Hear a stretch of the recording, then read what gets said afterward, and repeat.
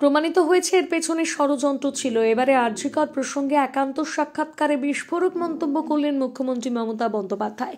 কেন বললেন এই কথা, জানুন বিস্তারিত। মনে রাখতে নেই আমি কেউ কেটা, লক্ষ্মীর ভান্ডারের ভাবনা কোথা থেকে পেলেন, এর জবাব দিলেন মুখ্যমন্ত্রী মমতা বন্দ্যোপাধ্যায়। নির্মম হত্যা করেও এত নির্বিকার, ফাঁসির সাজা দিতে গিয়ে আকাশ থেকে পড়লেন বিচারক। ভোট কুশলী হলে নিজের দলকে জেতাতে পারল না কেন, প্রশান্ত কিশোরকে নিয়ে বিস্ফোরক মুখ্যমন্ত্রী। আরজি করে ফাঁসির সাজা হয়ে যেত যদি না, কর জোরে কুণাল ঘোষ যা জানালেন শুনলে অবাক হবেন আপনিও। পাশাপাশি জবাব দিলেন তিলোত্তমার বাবাও। গ্রেপ্তার হয়েছেন খান স্যার, জমায়েতে সামিল হতেই আটক করল পুলিশ। কি ঘটেছে জানুন আসল ঘটনা। বঙ্গোপসাগরে ফের অশনির সংকেত, ভারী বৃষ্টির পূর্বাভাস, 6 রাজ্যের সতর্কতা জারি। আগামী 48 ঘন্টায় কি হবে বাংলায় জানিয়ে দিল আইএমডি। নিয়মিত সঠিক খবর পেতে অবশ্যই আমাদের চ্যানেলটিকে সাবস্ক্রাইব করুন। আসছে বিস্তারিত সংবাদে। সম্প্রতি নিউজ 18 বাংলাকে সাক্ষাৎকার দিয়েছেন মুখ্যমন্ত্রী মমতা বন্দ্যোপাধ্যায়। আর সেই সংবাদ মাধ্যমের চ্যানেলের সাক্ষাৎকারে আরজি কর প্রসঙ্গে অকুপট হয়েছেন মুখ্যমন্ত্রী মমতা বন্দ্যোপাধ্যায়। আরজি কর মেডিকেল কলেজ হাসপাতালে তরুণী চিকিৎসকের খুন নিয়ে প্রতিবাদ আন্দোলন প্রসঙ্গে ষড়যন্ত্রের স্পষ্ট প্রমাণের ইঙ্গিত দিলেন মুখ্যমন্ত্রী। এদিন মুখ্যমন্ত্রী বলেন যে কেউ আন্দোলন করতে পারে, কিন্তু প্রমাণিত হয়েছে এর মধ্যে রাজনীতি ছিল। সবাইকে বলছি না, কিন্তু প্রমাণিত হয়েছে এর পেছনে ষড়যন্ত্র ছিল। প্রথম আমরা অনেকেই কিছু বুঝতে পারি না, দাঁত থাকতে দাঁতের মর্ম বুঝি না।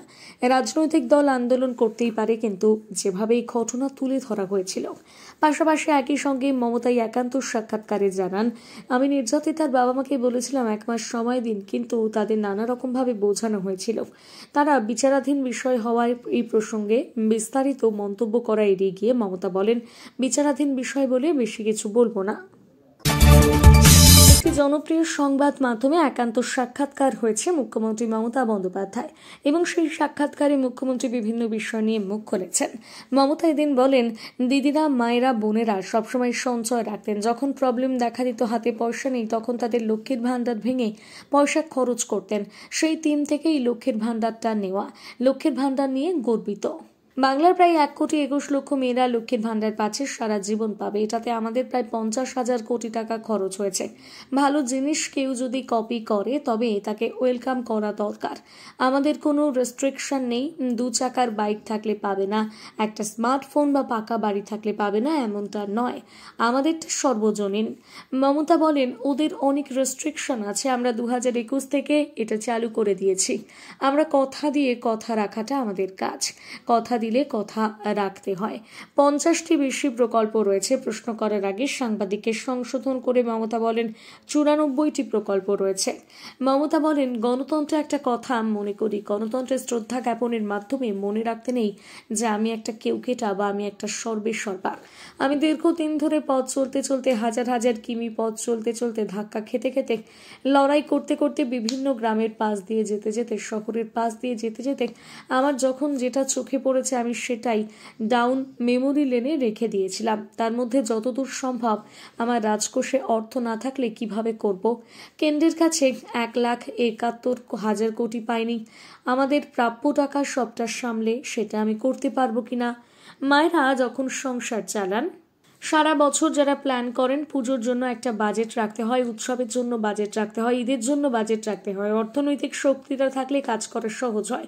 পাশাপাশি মমতা আরো বলেন, আমি সাধারণ মানুষ, আমার চিন্তাধারা আমি যেন সাধারণ থাকতে পারি। মানুষকে কথা দিলে কথা রাখার জন্য কাজ করি, যতটা পেরেছি করেছি। কথা দিয়ে কথা না রাখাটা ঠিক নয়। এরপর মমতা বলেন, ফাইন্যান্স কমিশনকে যা বলেছি সেটা কনফিডেন্সিয়াল।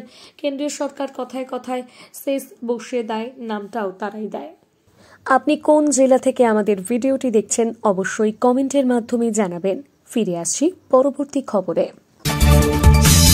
নাবালিকাকে ধর্ষণ করে খুনের মামলা 61 দিনের মাথায় দোষী সাব্যস্ত যুবককে ফাঁসির সাজা দিল আদালত। আর সেই সাজা ঘোষণা করতে গিয়ে দোষী সাব্যস্ত মোস্তাকিন সর্দারের বেপরোয়া মনোভাব দেখে বিস্মিত বারুইপুর পক্সো আদালতের বিচারক সুব্রত চট্টোপাধ্যায়। শুক্রবার রায় ঘোষণা করতে গিয়ে বলেন, অভিযুক্তের মধ্যে কোনো অনুতাপ কিংবা অনুশোচনা দেখা যায়নি। গত 5ই অক্টোবর জয়নগরের কুলতলিতে এক নাবালিকাকে ধর্ষণ করে খুনের অভিযোগ ওঠে। সেই মামলায় এদিন সাজা ঘোষণা করতে গিয়ে বিচারক সুব্রত চট্টোপাধ্যায় বলেন, একটি শিশু হচ্ছে হচ্ছে ফুলের মতন, সে যখন জন্মায় শুধু একটা পরিবার নয়, সমাজকে আলোকিত করে এবং তার এভাবে চলে যাওয়াটা অত্যন্ত বেদনাদায়ক। 61 দিনের মাথায় মামলার সাজা ঘোষণা করতে গিয়ে বিচারক বলেন, আপনারা জানেন যে এই মামলায় খুব অল্প সময়ের মধ্যে বিচার শেষ হয়েছে। 36 জন সাক্ষী ছিলেন।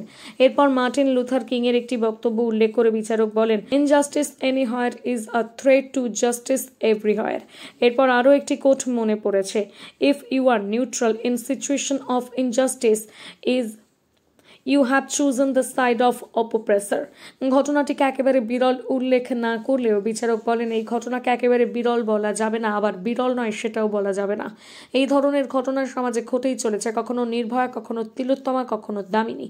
কোথাও গিয়ে থামবে জানি না, কিন্তু এই ধরনের মৃত্যু মিছিল থামানোর দায় আমাদের সবার আছে, প্রশাসন ও আইন বিভাগেরও আছে।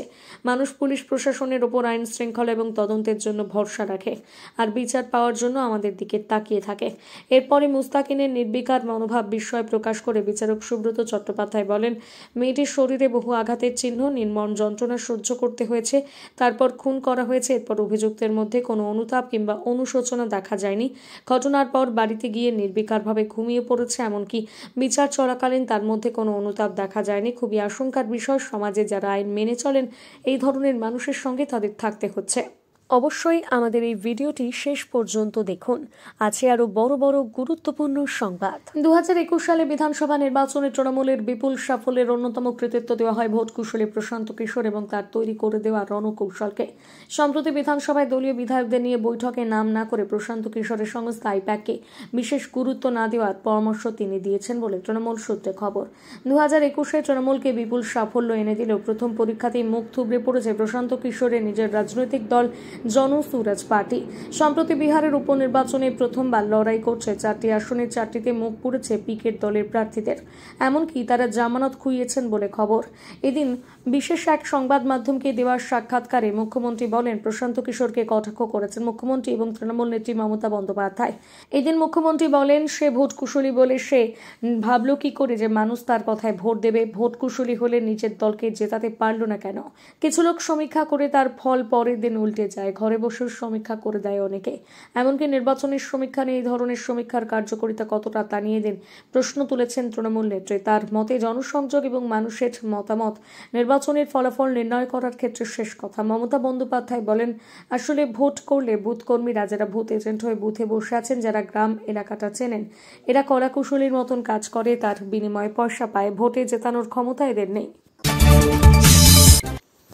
কুলতলিতে নাবালিকাকে ধর্ষণ করে খুনের ঘটনার সাজা ঘোষণা করেছে বারুইপুর পক্সো আদালত। ঘটনার 61 দিনের মাথায় দোষী সাব্যস্ত মোস্তাকিন সর্দারকে ফাঁসির সাজা দিয়েছে বিচারক।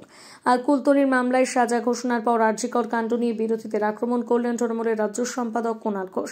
তিলোত্তমার বাবা মাকে করজোড়ে আবেদন করে বললেন, আপনারা অন্যের কথায় বিভ্রান্ত না হলে মেয়ের খুনে দোষী সাব্যস্ত ফাঁসির সাজা এতদিনে দেখতে পেতেন। কুণালের মন্তব্যের জবাব দিলেন তিলোত্তমার বাবা। শুক্রবার বারুইপুর পক্সো আদালত কুলতলির মামলায় সাজা ঘোষণার পর কুণাল বলেন, কুলতলিতে নাবালিকাকে ধর্ষণ ও খুনের ঘটনার দৃষ্টান্ত তৈরি হলো। মুখ্যমন্ত্রী বলেছিলেন 2 মাসের মধ্যে শাস্তি দিতে হবে এবং ফাঁসি চাইব। তদন্ত প্রক্রিয়া দ্রুত শেষ হয়েছে, বিচার প্রক্রিয়া দ্রুত শেষ হয়েছে। 61 দিনের মাথায় ফাঁসির সাজা হলো, এটা অত্যন্ত তাৎপর্যপূর্ণ। রাজ্যের পুলিশ ও আইনি বিভাগ তৎপরতার সঙ্গে কাজ করেছে। যে নাবালিকাকে ধর্ষণ ও খুন করা হয়েছে তার পরিবারকে ন্যায় বিচার দিতে পুলিশ তৎপর হয়েছে। পশ্চিমবঙ্গ পুলিশ দেখিয়ে দিল 61 দিনের মাথায় ফাঁসির সাজা আদায় করে আনা যায়। অপরাজিতা বিলের প্রসঙ্গ টেনে বলেন, এইরকম অপরাধের ক্ষেত্রে দ্রুত শাস্তির জন্য অপরাজিতা বিল এনেছে পশ্চিমবঙ্গ সরকার, কিন্তু তা এখন দিল্লিতে পড়ে রয়েছে। কুলতলির মামলার সাজার কথা উল্লেখ করে আরজিকর কাণ্ড টেনে আনেন কুণাল। বলেন, আরজিকরের ক্ষেত্রে একদিনের মধ্যে অভিযুক্তকে ধরেছিল রাজ্য পুলিশ, তারপর হাইকোর্টের নির্দেশে তদন্ত শুরু করে সিবিআই। কিনারা তো কলকাতা পুলিশ করে দিয়েছিল। সিবিআই এর হাতে কিছু আনুষ্ঠানিকতা ছিল, তাই এত দেরি করেছে সিবিআই, বিচার প্রক্রিয়া শেষ করে উঠতে পারল না। আজকে যদি কলকাতা পুলিশের হাতে মামলা থাকতো তাহলে হয়তো আরজিকরের ঘটনায় ফাঁসির সাজা হয়ে যেত, কারণ আরজিকরের ঘটনার অনেক পরে কুলতলির ঘটনা ঘটেছে। কুলতলির মামলায় সাজার পর এটা বলা যায়, আরজিকরের ঘটনা কলকাতা পুলিশের হাতে থাকলে এতদিনের সাজা ঘোষণা হতে পারত। যারা অতি নাটক করলেন তারা আসল তদন্তের ক্ষতি করলেন। পাটনায় বিহার পাবলিক সার্ভিস কমিশন পরীক্ষার প্রার্থীদের প্রতিবাদ মিছিলে পুলিশ লাঠিচার্জ করে শুক্রবার জনপ্রিয় শিক্ষক খান স্যার এই প্রতিবাদের সমর্থনে সামিল হয়েছেন মিছিলে। পাটনার গর্দনি বাঘ প্রতিবাদ জমায়েতে ছাত্রছাত্রীদের সঙ্গে দেখা করতে এসেছিলেন খান স্যার, আর এখানে এসে ক্ষোভে ফেটে পড়েন তিনি। সংবাদ মাধ্যমকে স্পষ্ট জানান যে কমিশনের ওপর তার আর কোনো আস্থা নেই, তবে যতক্ষণ না পর্যন্ত ছাত্রছাত্রীদের দাবি পূরণ হচ্ছে ততক্ষণ পর্যন্ত তিনি এক পাও নড়বেন না এই জমায়েত স্থল থেকে। আর এই প্রতিবাদ জমায়েতে সামিল হতেই ওই জায়গা থেকে পাটনা পুলিশ গ্রেপ্তার করে খান স্যারকে। ভিড়ের মধ্যে থেকে গার্দনিবাগ থানায় তাকে নিয়ে যাওয়া হয়।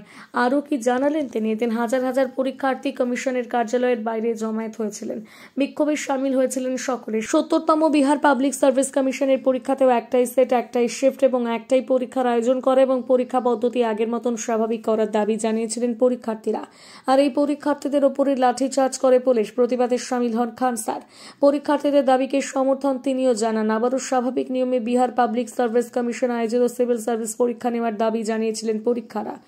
এবারে প্রতিবাদে মিছিলে জমায়েতে সামিল হয়েছিলেন সংবাদ মাধ্যমকে। এদিন খান স্যার জানান যে বিহার পাবলিক সার্ভিস কমিশন আদবেই সম্পূর্ণ মিথ্যাচার করছে, প্রার্থীদের উপর বল প্রয়োগ করে সরকার অন্যায় করছে। কমিশনের অধ্যক্ষ কেন শুধু পড়ুয়াদের সঙ্গে কথা বলেননি এতদিন, তিনি আর কথা না বলা পর্যন্ত পরিস্থিতি স্বাভাবিক হবেন না বলেই জানিয়েছে খান স্যার।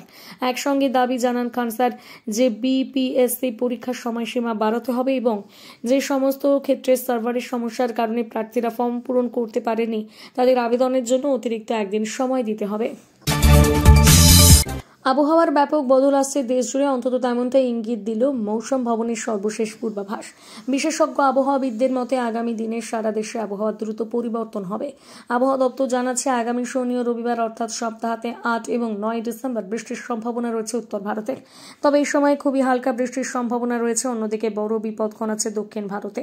বঙ্গোপসাগরের ওপরে আরও একটি নিম্নচাপ তৈরি হওয়ার আশঙ্কা। ভারতের আবহাওয়া বিভাগ সর্বশেষ রিপোর্ট বঙ্গোপসাগরে একটি নতুন নিম্নচাপ তৈরির পূর্বাভাস দিয়েছে। প্রসঙ্গত, গত সপ্তাহে বঙ্গোপসাগরে একটি নিম্নচাপ অঞ্চল গভীর নিম্নচাপ থেকে ঘূর্ণিঝড় ফেনজরে পরিণত হয়ে ব্যাপক দুর্যোগ ঘটিয়েছে দক্ষিণ ভারতে।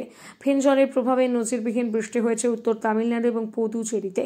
এখনও সেই ক্ষত সারেনি। এরই মধ্যে আবার নতুন করে নিম্নচাপের রক্তচক্ষু বঙ্গোপসাগরে।